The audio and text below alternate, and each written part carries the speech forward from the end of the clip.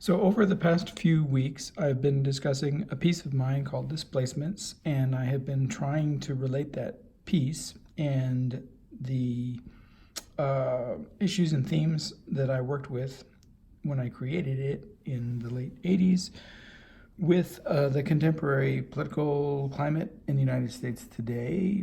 And I have been specifically trying to relate issues of trauma, both individual and social trauma that I worked with in the 1980s, and issues of active participation versus spectatorship in the arts as a metaphor for active versus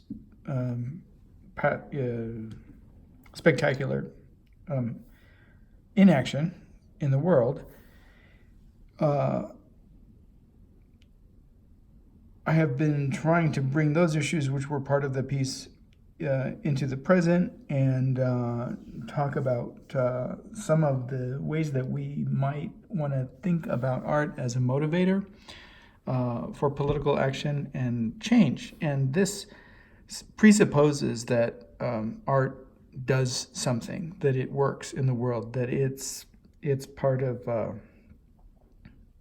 the ergic system, that it's labor, and that it performs a function, and that it has the capacity to change one condition into a different condition, in the same way that, say, heat, has the capacity to change the compound that we call water into a different form. It doesn't change the nature of the compound. When liquid water becomes steam, it's still elementally the same, but it has changed, and that transformation causes certain things to come into being. For example, you can use steam to iron your clothes, you can use steam to heat your home, you can use steam to do all kinds of things. So this is the presupposition, and part of that presupposition belongs to linguistic theory, and this idea that we do different things with language, that we describe, that we narrate, that we can verbalize intentions that we have to another, but that we can also make requests, and sometimes those requests take the form of command. When I talk to my dogs, it's usually about things that are happening in the present. For example, I might say, do you want a biscuit? Or can you please be quiet? Or would you like to go outside? Or do you need to go outside? So these kinds of things. And part of that idea that language can act in the world in different ways, and even change contexts and situations in the world, and that our verbalizations act in the same way as a kind of work, runs through thinkers like Wittgenstein, and to some extent Charles Peirce, the American semiotician. It's not present very often in the semiotics of French thinkers from Saussure through Roland Barthes, but we'll talk about that a little bit later.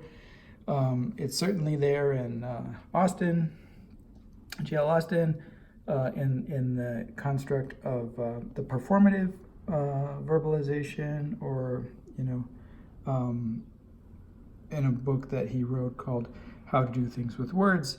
He argues that language has this almost magical capacity, to change situations. For example, if someone with the authority says, "I pronounce you husband and wife," you're married, right?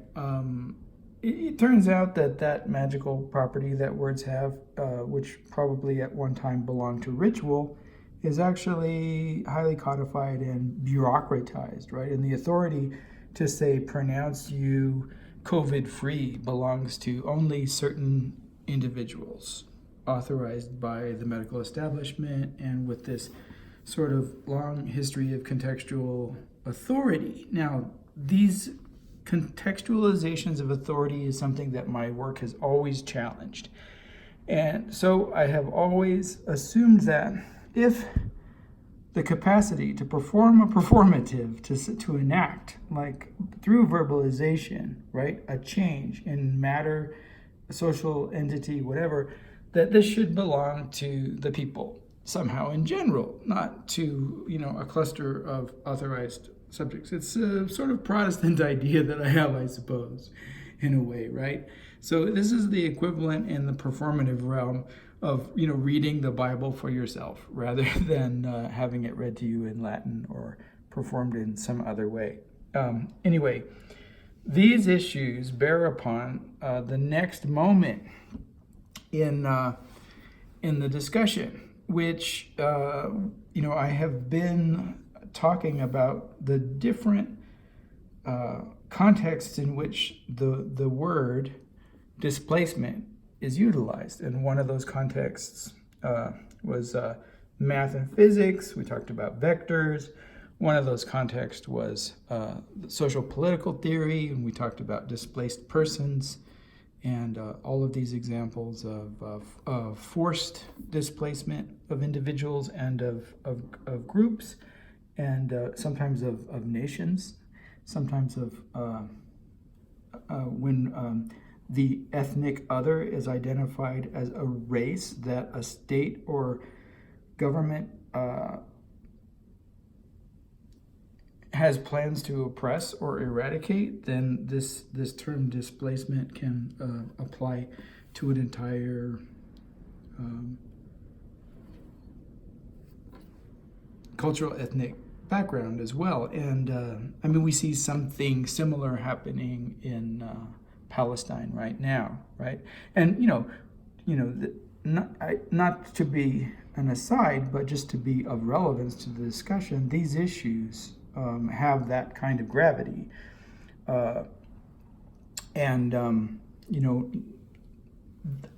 this is why I'm bringing it up. I'm not bringing it up because I have some perverse desire to go over all of my old work and relive the past again and again and again. It's because I see something that happened in the work that I made at this time, and sometime in certain cases beyond that time, and I think that it does have relevance today, and there's good reason to look at it.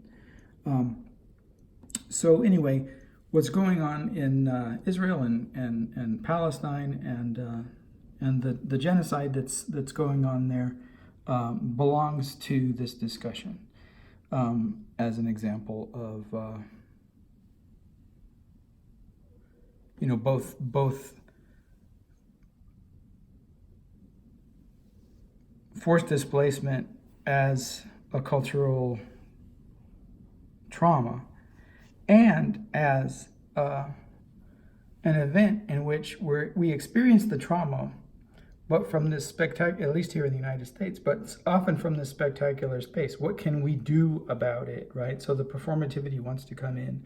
Protests are an example of this. We want to do something about it, but we have to believe that we can. And we have to have the right to be able to do something, right? So we have to have the right to protest. We have to have the right to be on the street. All of these things are things that we have to struggle for. And we struggle for them in art, and we struggle for them in words, and we struggle for them when we vote. And all of these things that we struggle for them with, we have to assume, can do things in the world. We have to assume that art can make things happen. We have to assume, and even if it doesn't feel like it's always the case, right? So we have to assume that when we go to the polls, our vote is going to matter. Even though, for example, in Arizona right now, the state of Arizona is doing everything it can to make certain groups of people's vote not matter, right? So that's, again, we have to do something about that. If it doesn't work when we vote, we have to take it to another realm.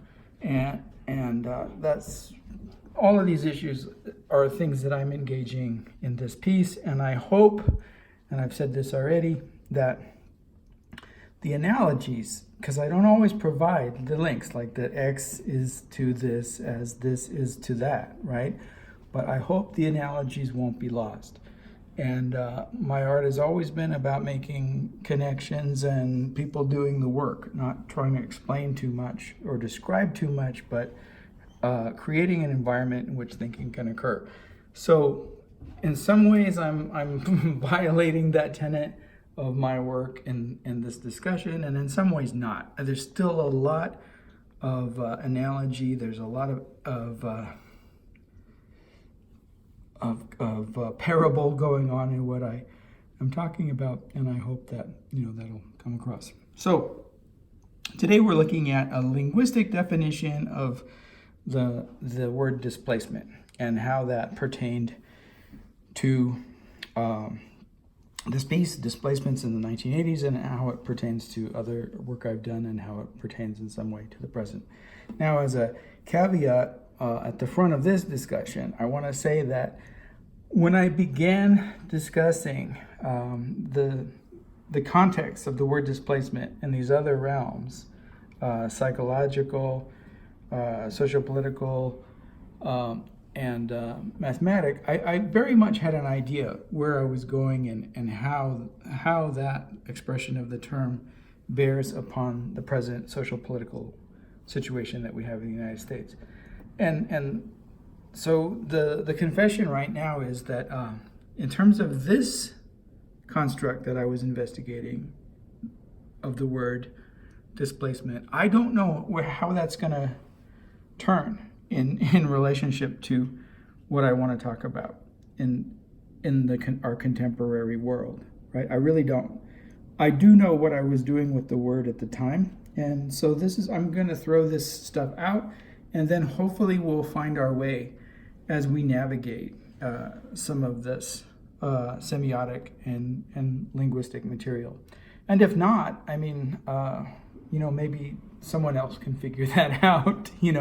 Like it wasn't up to Austin, like, to figure out what Judith Butler was going to do with performativity, right? So she turned it in a very political direction that was always already there in the Austin, but that he certainly wasn't concerned with, right? Not in any way, shape, or form was he concerned with what would later be done with this.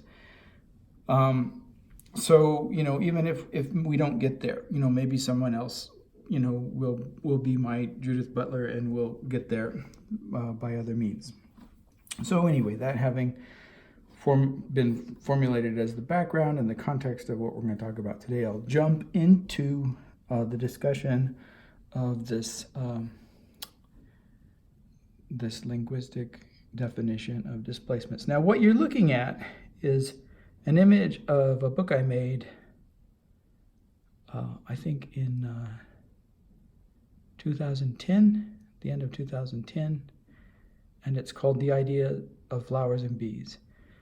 And the idea of flowers and bees was already, for me, something kind of pre-linguistic or post-linguistic or meta-linguistic, but in semiotic theory, you talk about words and you talk about signs and you talk about the materiality of the signifier and you talk about, an idea or a concept that signifier refers to, and you talk about representation, but you don't necessarily talk about ideas. Ideas, if you're looking at like pedagogical theory and Vygotsky was very much interested in this idea of like the inner language. So this like thinking as this like inner speech inside your head. And for Vygotsky, who wasn't really a linguist, but that certainly like his developmental psychology bears upon elements of semiotics. For him, there was such a thing as idea and thinking that belonged to the way that we produce language. For the purposes of this piece, like the idea of flowers and bees was very much conscious of being a kind of elaboration of a poem by Wallace Stevens, which is called 13 Ways of Looking at a Blackbird. Now,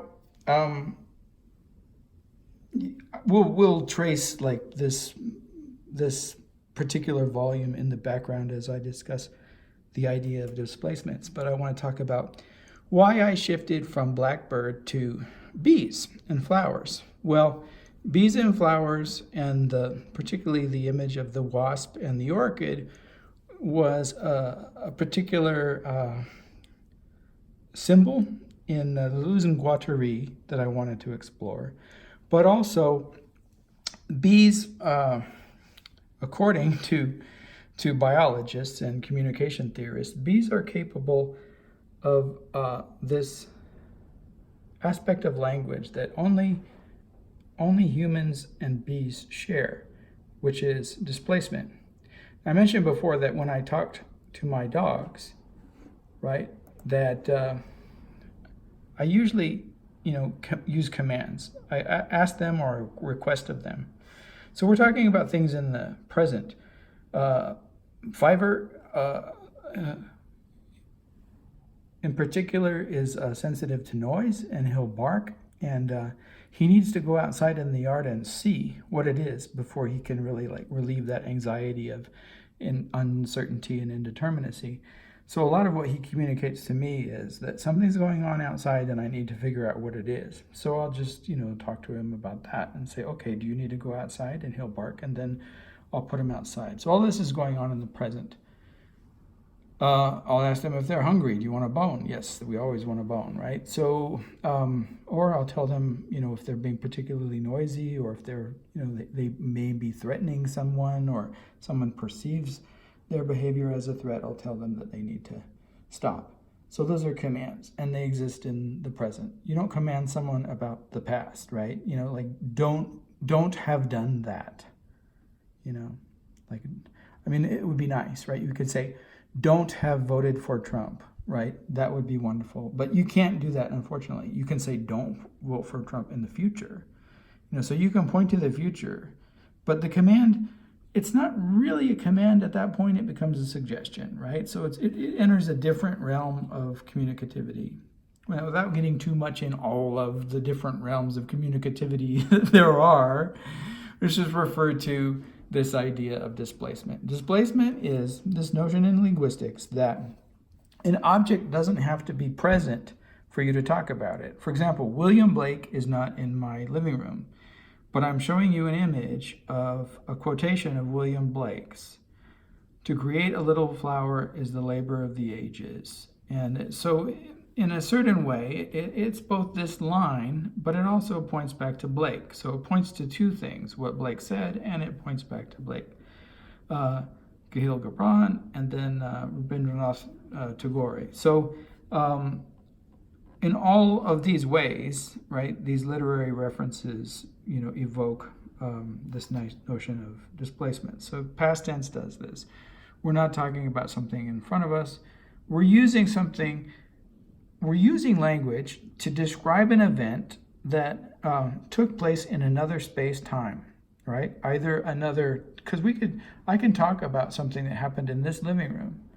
I can say, yesterday, William Blake, in the form of a ghost, entered my living room and we discussed the labor of the ages. Now, I'm in my living room right now, but Blake isn't, right? But I'm talking about the past. So I've moved in time to the past. I haven't moved in space. I'm still in my living room. But Blake moved because he wasn't here today. He was here yesterday.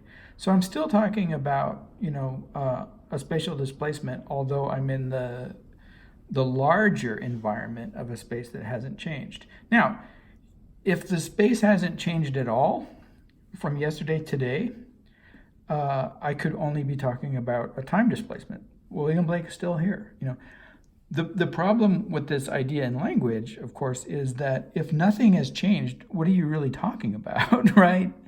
So there's this kind of idea of the eternal present.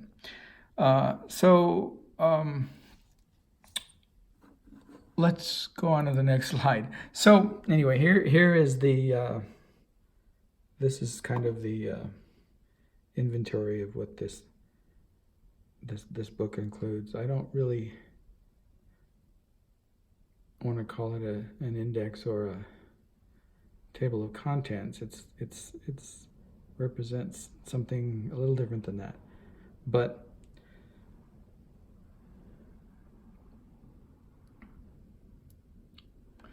basically, so language has the capacity to do this.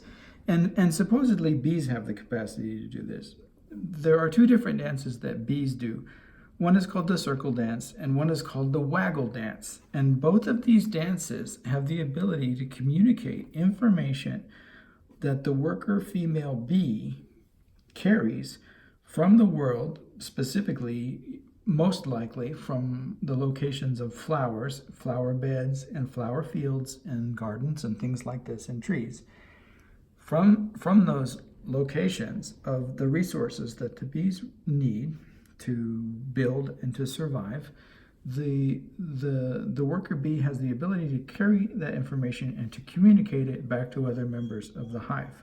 So bees in the waggle dance, whether it's the circle or whether, both in the waggle dance and in the circle dance, have this capacity that supposedly, according to biological and communication theories, that only humans have other than bees. So this is the reason why I chose to write about flowers and bees rather than blackbirds, but that I, in this particular volume, was very much conscious of the connection to the Wallace Stevens. So basically all representational art does this, right? So if I'm Michelangelo and I take a piece of stone, which isn't representational yet, it's just a rock, and I start to carve it, and I carve it into an image of the Mother of God holding her deceased child in her arms and mourning the loss of the Holy One, then if I'm Michelangelo and I perform this carving, right, I'm engaged in narrating an event and representing something that didn't happen in space and time with my immediate present, right?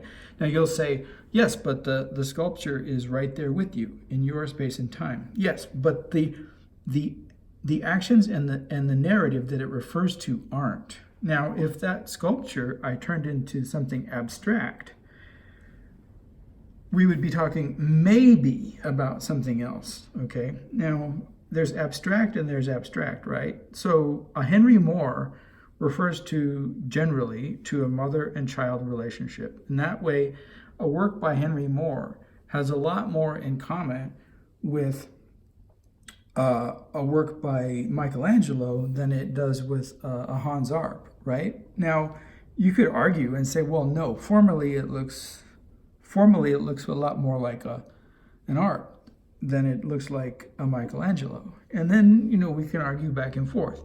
But insofar as it retains the relationship to representation, and insofar as we don't see the art as a representation, but a form in space, you would say that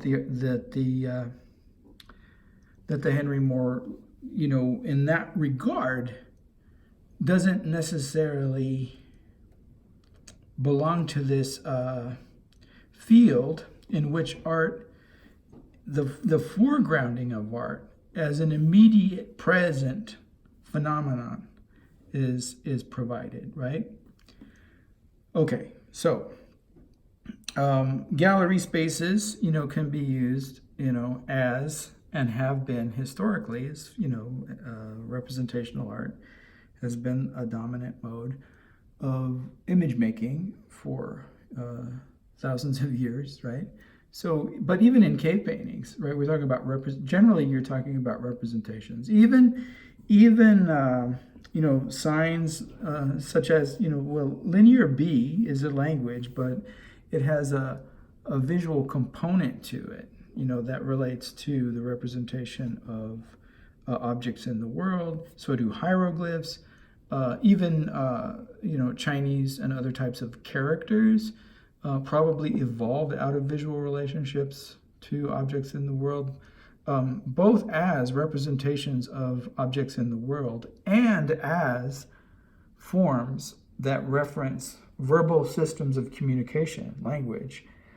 Those systems are all representational, right? They don't become truly abstract until the reference to whatever they're constructed from, is no longer clings to them, So, when language poets refer to their work as non-representational, it's misleading, because if they were non-representational, they wouldn't be able to include letters, right? In the meta sense of what representation exists as. I mean, you can say that it's no longer a W; it's just the shape that looks like a W. But it's going to be hard to convince anyone who's familiar with the letter W, that that's not a W. I can claim it, but claiming it is much like Marcel Duchamp's claim that, the urinal is no longer a urinal, it's a work of art. Now, the act of claiming it as such is performative, right? I'm assuming that I'm the artist. The artist has the ability to do this, change what this thing is. I can tell you this isn't a W in the word wasp, or I can tell you that WASP is not the word wasp. It's just like the way that it looks on the page. But unless I do something like either to challenge your mind to get there, or to radically warp this thing into a way that you can't see it anymore as wasp, maybe like that. Can you tell? I don't know if you can see that it's wasp or not. But now, if I tell you that that's not wasp anymore, and maybe I tell you that that's Rilke's Book of Hours, which is what's reflected in the world beyond the screen, right? You'll either go okay, or you'll get confused, or something else will happen. But insofar as as this shape represents letters, it belongs to this realm of representation. So this is a functionality that language has, and it can be called different things. It can be called a relationship between a signifier and a signified. The whole apparatus can be called a sign, or it can be called a semeion, or it can be called semiotics if you're talking about how it all works. And we're going to talk about how some of it works and how some of it applies to notions of verbal communication and visual art, and hopefully to the relationships in verbal communication and visual art. So I was talking about this piece, Displacements, and I was talking about experience that I had in the world and that I wanted to bring into my art. So what does this have to do with this particular definition of displacement? Well, from the point of view, like if we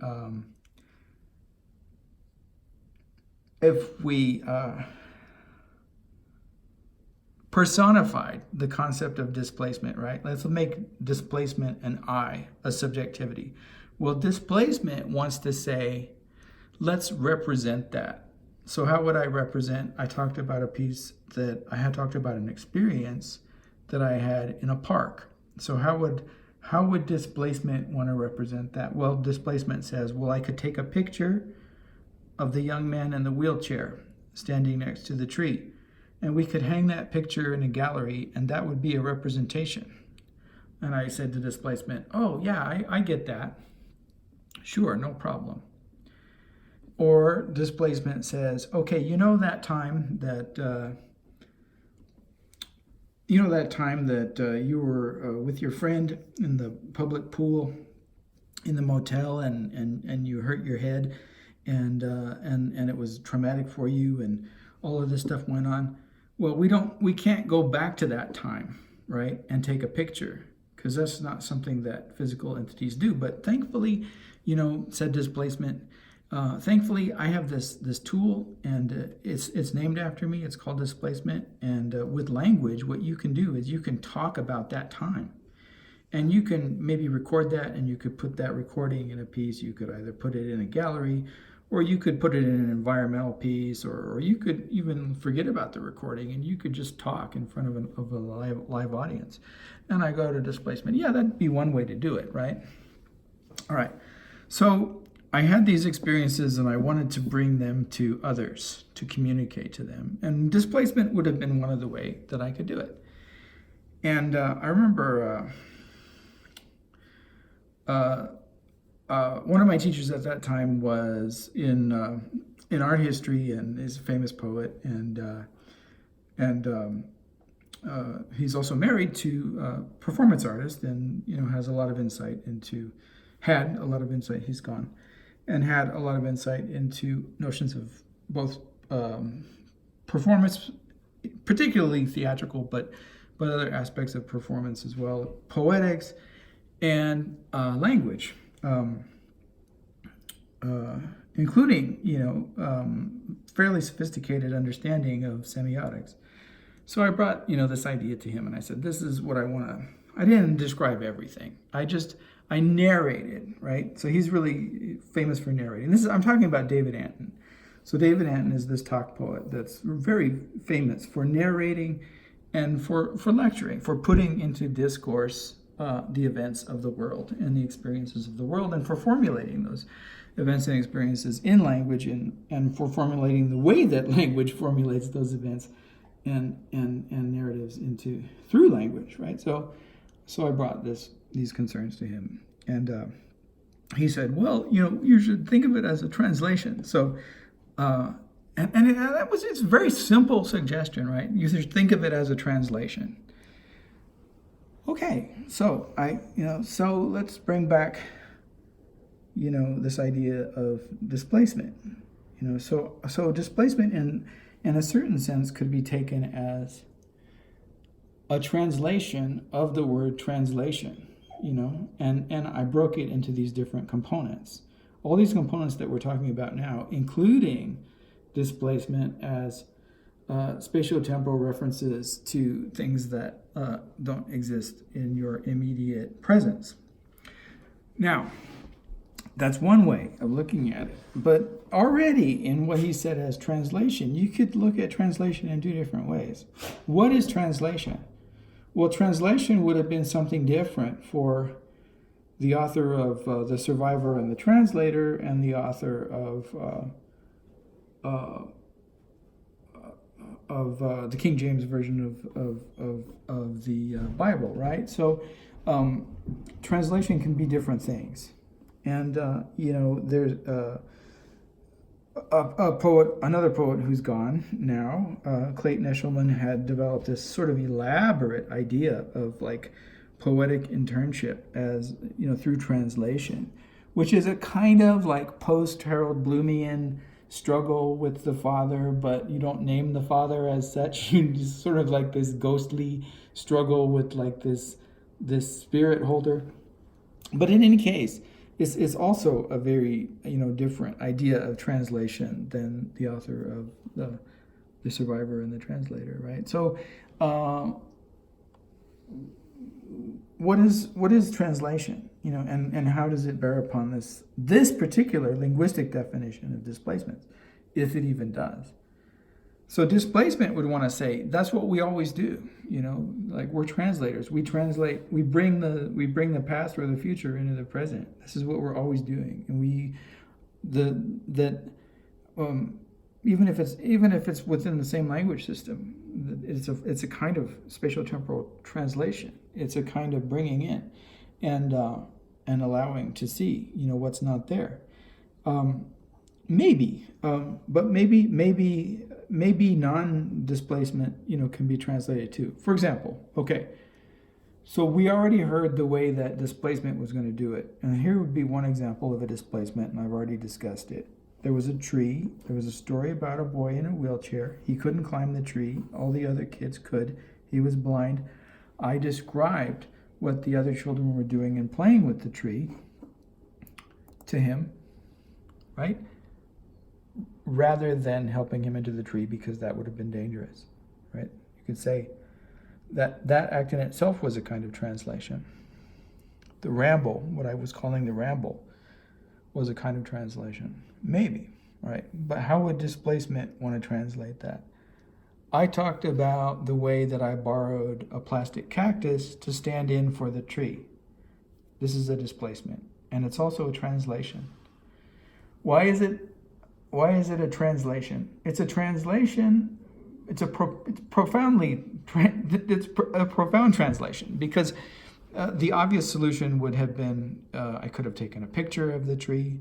I could have brought in a different kind of tree, right? I didn't make a substitution. So the selection of a particular type of substitution, cactus for a tree, plastic for real, was pointing to the act of translation.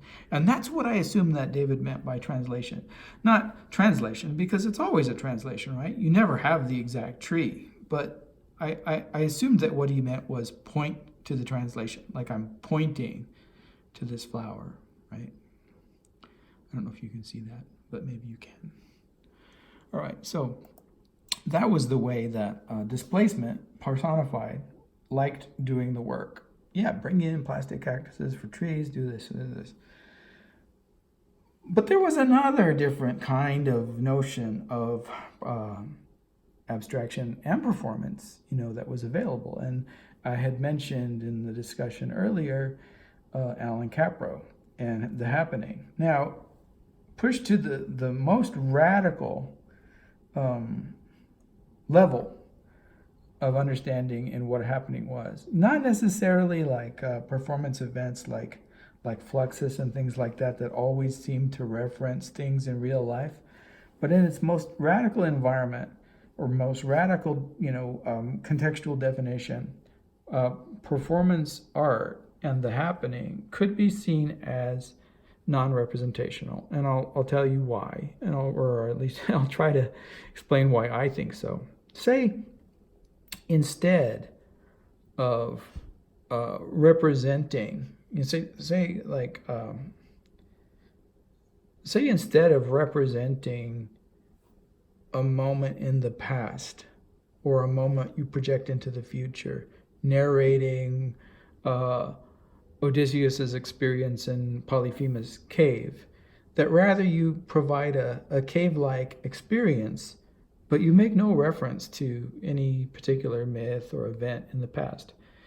Say that your art is just bringing someone to a cave so that they can experience that cave.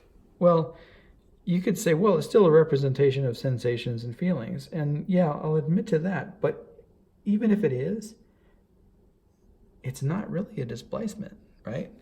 So if I had this experience in a cave, even before I wanted to make it into a symbol, I could create something like a happening, or I could create something like a happening out of something that wasn't a cave. Like I could take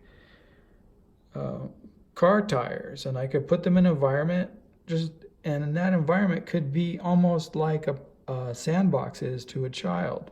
And it's not that it couldn't represent something, but maybe its primary vector isn't representational in that same way. At least it's not a displacement. So what I'm getting at is that when David, and he may or may not have been aware of this fact, and that's maybe why he left it at translation. But when he said, translation, probably the basic assumption is that it's going to be a displacement, that it's going to be representational, mimetic in some sense. This is how you're going to get them to that event. But maybe not. Maybe it was just like translate what you had as this experience, whatever that was. If that was like the feel of a cave wall, translate that into how you do the piece, how you create the environment, how you create the environmental, how you situate it in space and time. So, I'm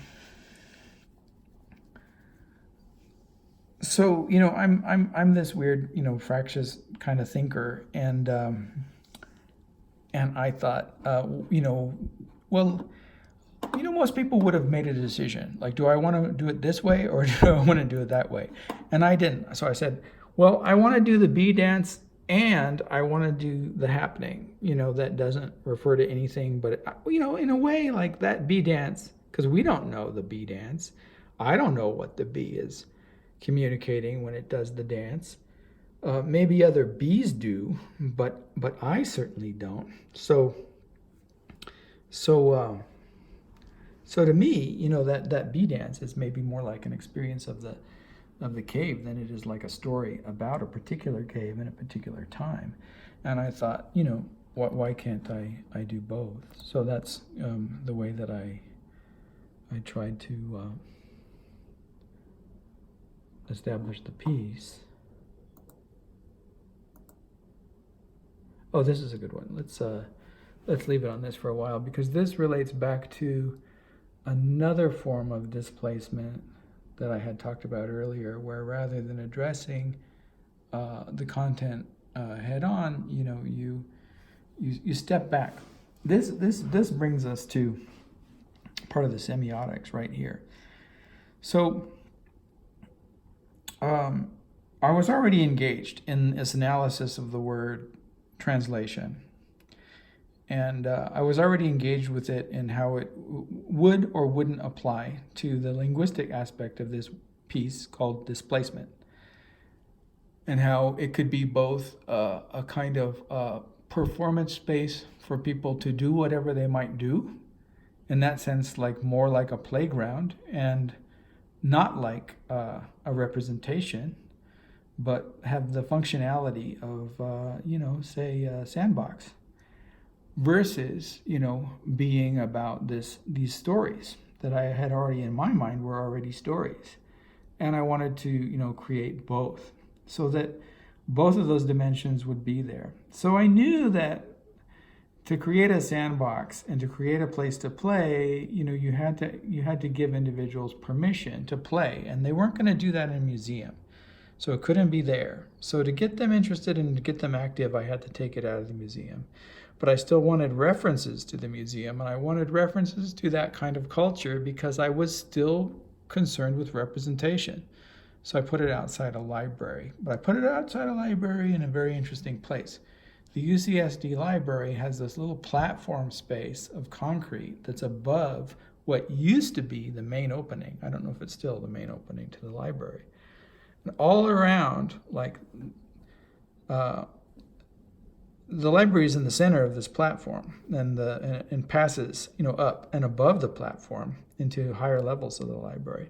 But all around the library, I put this installation. So it actually surrounded the library, which is very interesting. So it'd be, equivalent to if you went to MoMA and you had pieces that were all around, the Museum of Modern Art. Would have been harder to do it there. You probably would have been arrested. That's the way my work works a lot, is that you get arrested, even though you're not really doing anything wrong, but, people believe that, that they own things, whether they really do or not. So it's always, a struggle. So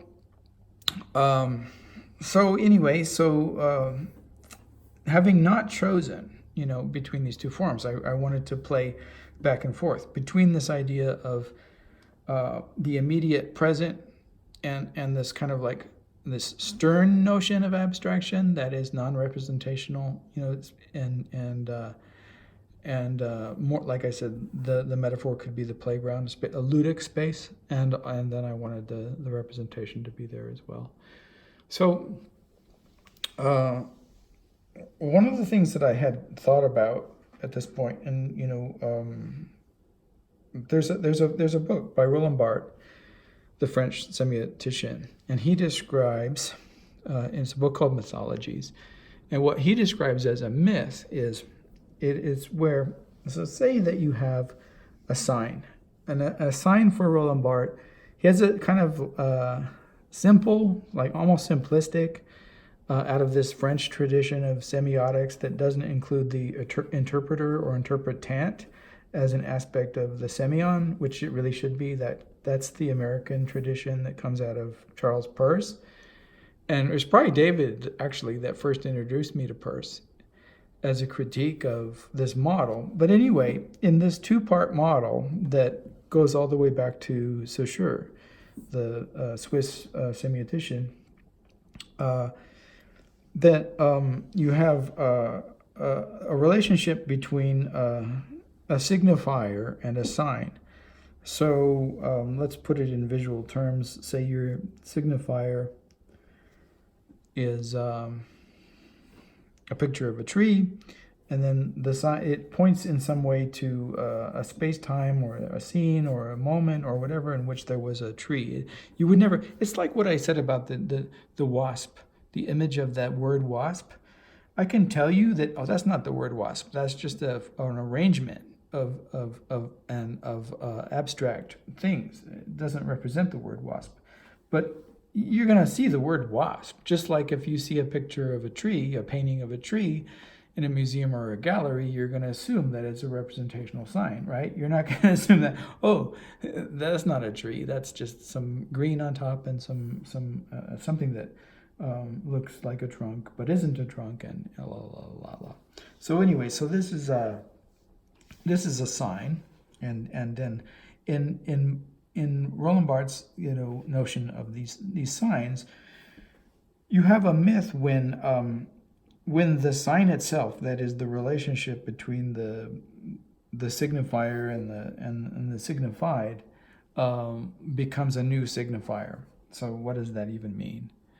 It means, and he uses a number of different examples in his text, but it means if I, for example, right, so say I put a picture of a young African-American man, holding a Trump sign, and I put that in a museum, well, okay, so as a system of representation, it becomes complicated, right? All over the place. The image clearly is no longer, just an image of an African American young man and a Trump sign that references, some event in which this child held a Trump sign. It becomes, a bit of propaganda, and it says something. And say you put a flag in that image, it starts to say something. This mythology evolves, and the way that it evolves is that it becomes, because all of these elements are no longer representations of things in the world, but of things that those things point to, like the flag points to a notion of nationality and who has the right to bear nationality.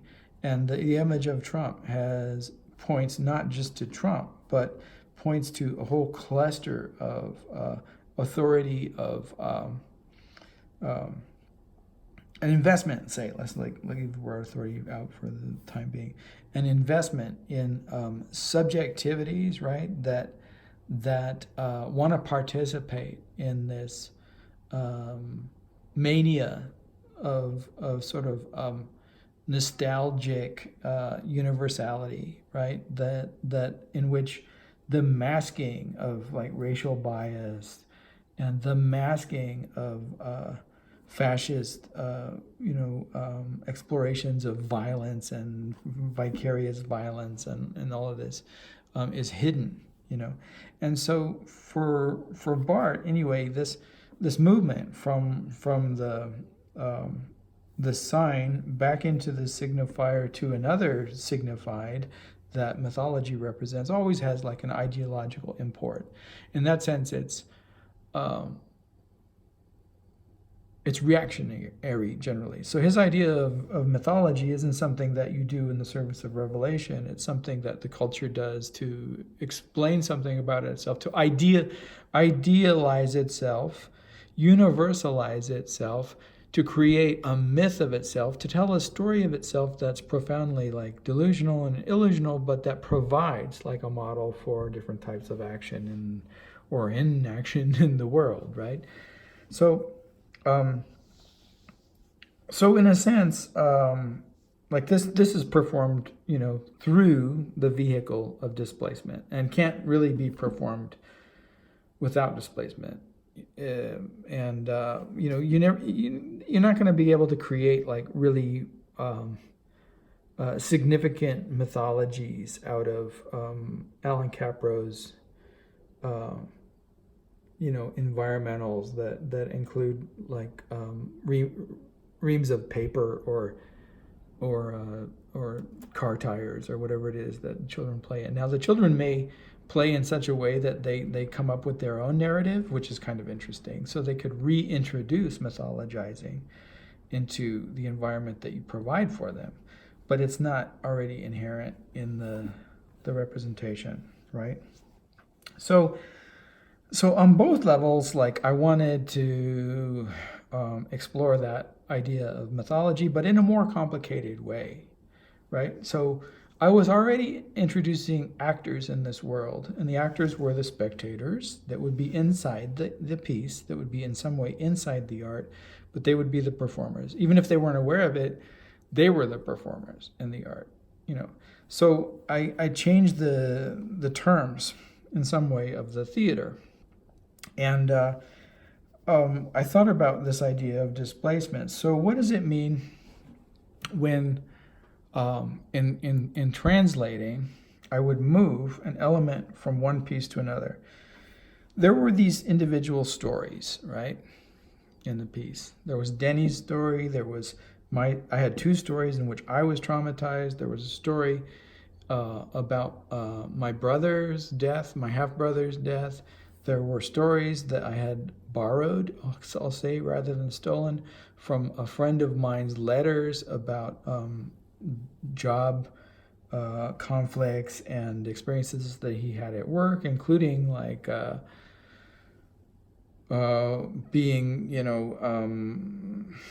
subject to his employer's, racist tirades and different, events like that. Anyway, there were all these different stories, and they belong to different space-times.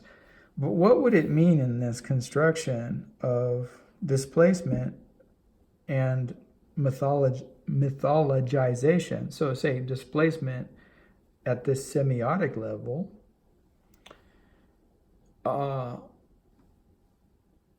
if I moved an element from one story into its, so let's say that stories are the signifieds, and let's say that the elements in the piece are the signifiers. What would it mean if I took an element from one of the signifiers and moved it to a different signifier of a different signified?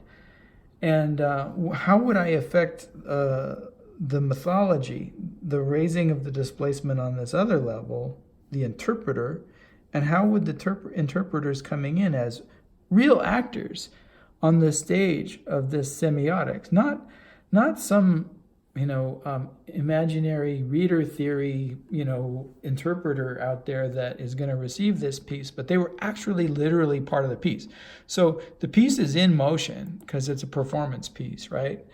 It's not, it already exists in space-time. Then the interpreters are inside the piece. Then the interpreters are interpreting each other's actions and movements inside the piece.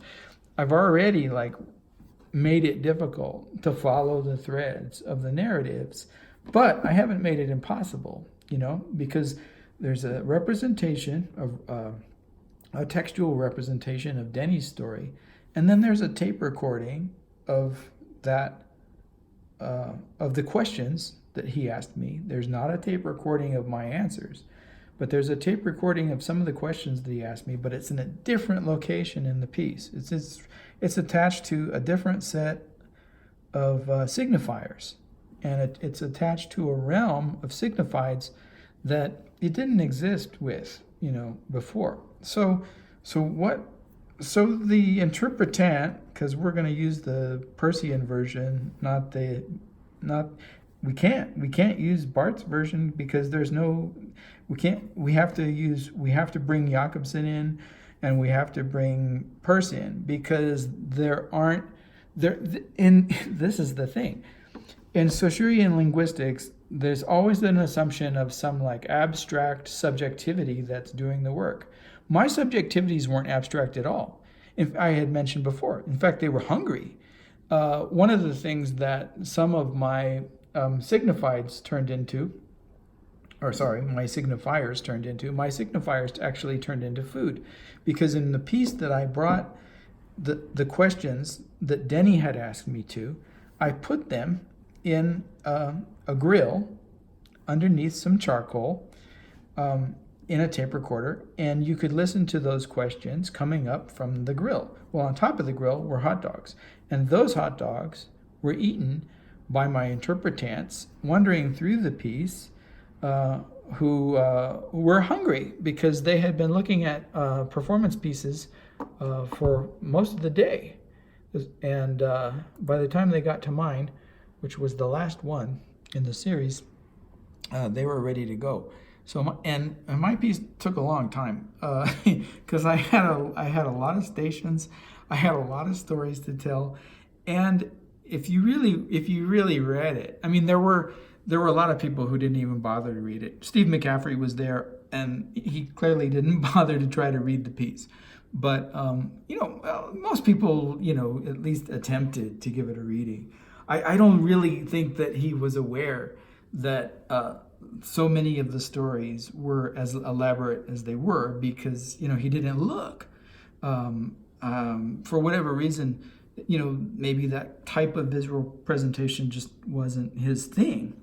But in any case, it really required a lot of work, and probably not enough time was allowed to do that work. This is because time was already broken up in a lot of ways in the piece, and time was part of the piece, and interaction with other individuals, like an observation of other interpretants, was part of the piece. And if you're coming from a tradition where most of what you've read, or the way that you interpret semiotics, belongs to this very abstracted universal subject thing, and you've maybe read too much Hegel or whatever, you weren't really prepared to do this type of work. And I think that offered problems, as much for the academics involved in perceiving what was going on as it did for people coming to the work without any kind of background in the arts, or poetics or linguistic theory. Maybe even more, because of the presuppositions that would have lent themselves to the capacity to discover aspects of the piece. So what I wanted to do was to try to move this toward, turn it into something political, and I haven't gotten there yet. I've gotten to the ant and the work involved in interpretation, and all of these different levels of the way that I wanted to use and apply this particularly linguistic construct of the word displacement to the piece, and then even beyond that, what was displaced and what wasn't. So, that kind of indecidability between, is this a happening that we're supposed to, be in, or is this a representation? And then what made it indecidable was that, the piece forced you to move back and forth across those positionalities. It forced you to make decisions about how you wanted to engage Laurie's political discourse, if you wanted to ask me questions about what I was doing, what the function of those hot dogs were, where things belonged. Could you move something from one piece to its, okay, I had talked about how the different components of the signifieds were mixed up. Well, as an audience, were you allowed to move something from one station to another? I never put up a sign that said no. I didn't put up a sign that said please move things. But I was performing an act in which I was putting pieces into a puzzle. So obviously that's an analogy, isn't it? I mean, how explicit does it really have to be? So I was performing this action, anyone that, even on the barest level of metaphorical understanding, would have seen, the way that those actions that I was performing on that little cotton blanket were invitations, right, for other performers in the piece to move things from one place to another. And I had tools. If it doesn't fit, you could have borrowed one of my tools and you could have made it fit a certain way. I mean, a lot of things, and I was surprised, in certain ways when I created the piece. I always keep coming back to this idea, like, did I fail? What went wrong? But the hot dogs were eaten, but no one moved a hot dog somewhere else, and no one moved the frog, and no one moved, any of the other, or no one moved the tape of the questions that Denny was asking from inside. Now, they would have had to get their hands dirty with the charcoal, but nobody moved that tape, to the piece where Denny was, and maybe, we're starting to develop a relationship to the present again. No one moved that stuff, and then what was the inhibition, or what was McCaffrey's inhibition in standing very much like off to the side and not being, part of the piece, not wanting to enter. And I guess we're getting toward, what my interests are now. What inhibitions, what responsibility, or is it okay just to be bored and not want to participate? Why do I have to vote? Why do I have to protest? Why do I have to be involved? Even if we don't want to, though, today, I mean, there's a lot of really, really, really good reasons to do it, even if it is hard, And anyway, these were questions, and they remain questions. And I think I need to stop, even though I want to go on. But this is exceeding an hour, and I'll probably return to the linguistic construct of displacements. But for the purposes of getting this up on YouTube, if I go on any further, we're going to have a lot of trouble.